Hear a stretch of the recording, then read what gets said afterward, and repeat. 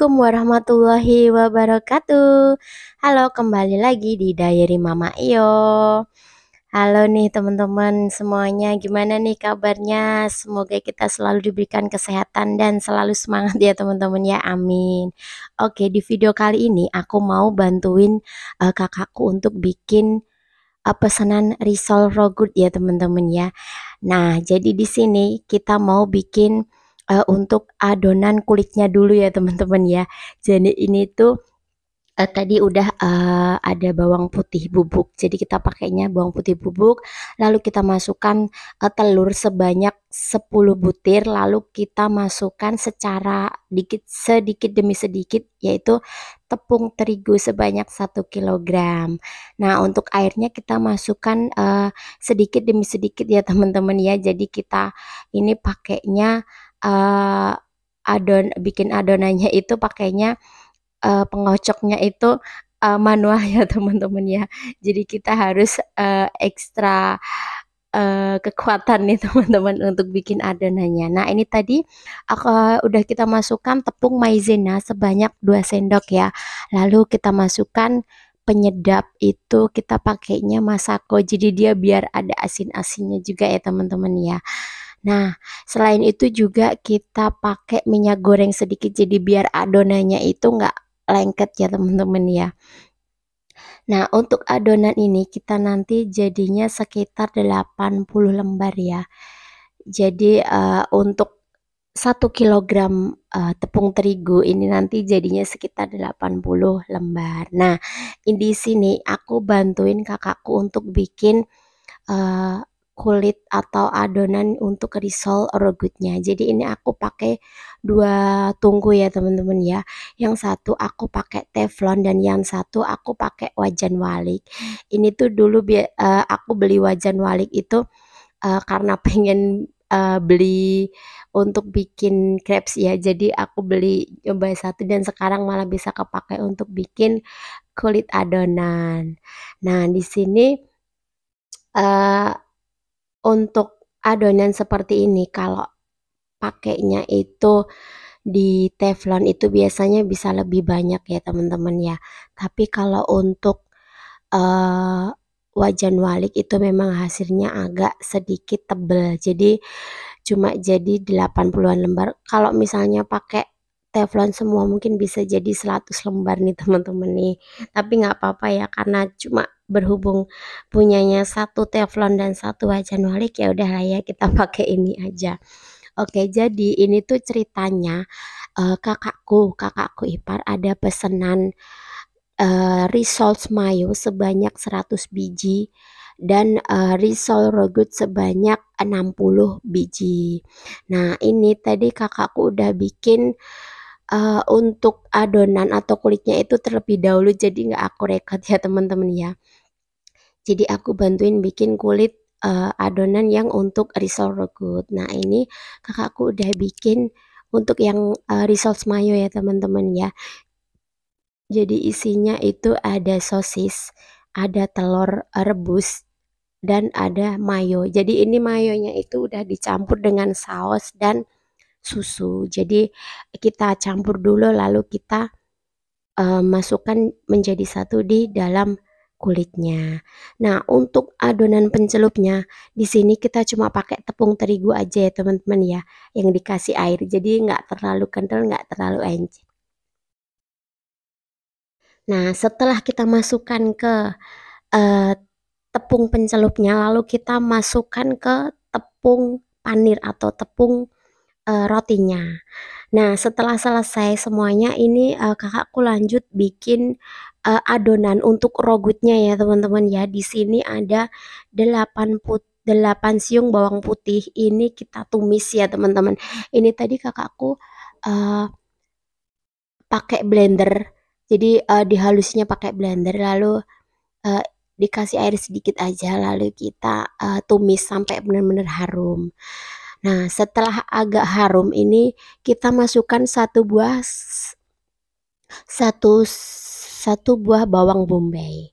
Jadi ini bawang bombaynya kita iris tipis-tipis atau kita iris halus lalu kita ikut tumis ke bawang putihnya tadi ya teman-teman ya.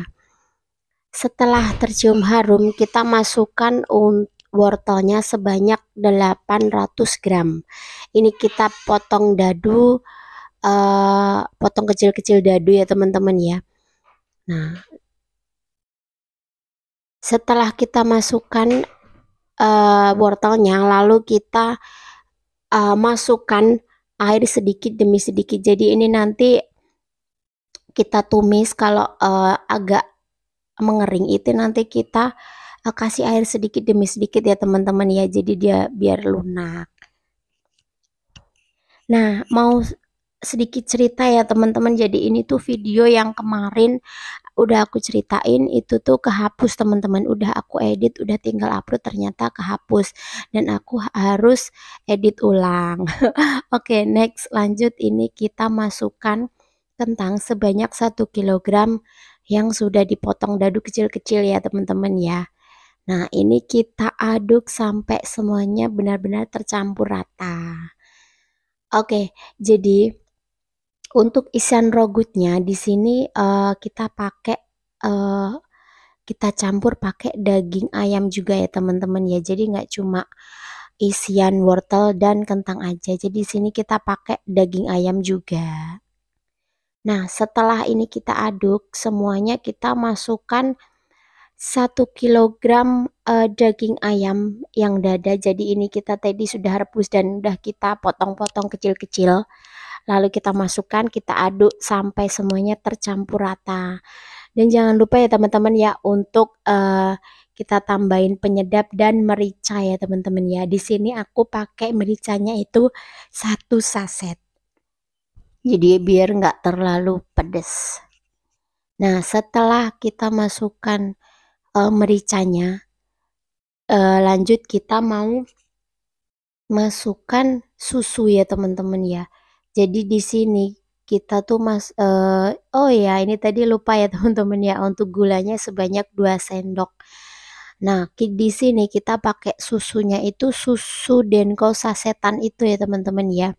Jadi kalau pakai susu kental manis atau SKM itu biasanya memang rasanya itu kalau yang nggak suka susu itu memang agak enek ya teman-teman ya. Jadi kalau pakai susu Denko biasanya nggak terlalu enak. Nah, di sini kita masukkan juga daun bawang ya teman-teman ya. Jadi biar warnanya cantik ya. Ada kuning, ada merah, dan ada hijau. Jadi biar seger aja nih teman-teman. Nih ini kita masukkan susunya ya teman-teman ya. Kita masukkan susu sebanyak 1 saset. Jadi susu bubuk Denko yang udah dicampur dengan air. Jadi biar rasanya nggak terlalu enak ya teman-teman ya. Oke, di sini kita aduk terus sampai nanti benar-benar tanek atau matang ya teman-teman ya. Nah, jadi di sini tuh hari ini tuh hari Sabtu teman-teman. Jadi kalau nggak hari Sabtu atau Minggu memang aku nggak bisa bantuin kakak aku untuk bikin pesanan ya. Kebetulan karena hari ini Sabtu dan aku libur. Oke lah, aku mau bantuin dan sekalian mau buat konten. Nggak apa-apa lah ya, sambil belajar juga bikin pesanan. Nah, oke, ini di malam harinya, ini kita lanjut untuk bikin resource rogutnya ya teman-teman ya. Jadi aku videoin aja nih teman-teman. Aku cuma liatin kakakku bikin resource rogutnya nih teman-teman. Jadi ini tadi udah sorenya udah bikin isiannya dan kita diamkan dulu sampai dia benar-benar dingin. Nah, ini kita bikin satu persatu sampai nanti selesai ya teman. Aku cuma cuma videoin aja. Nggak apa-apa lah ya sambil belajar juga. Jadi di sini tuh tadi siang kan bikinnya itu results mayo ya teman-teman ya. Itu untuk results yang frozen. Jadi udah ada pesanan terlebih dahulu itu sebanyak 100 pieces dan itu semuanya frozen. Nah, ini ponakanku nih teman-teman yang eh, balurin tepung rotinya jadi biar cepet ya.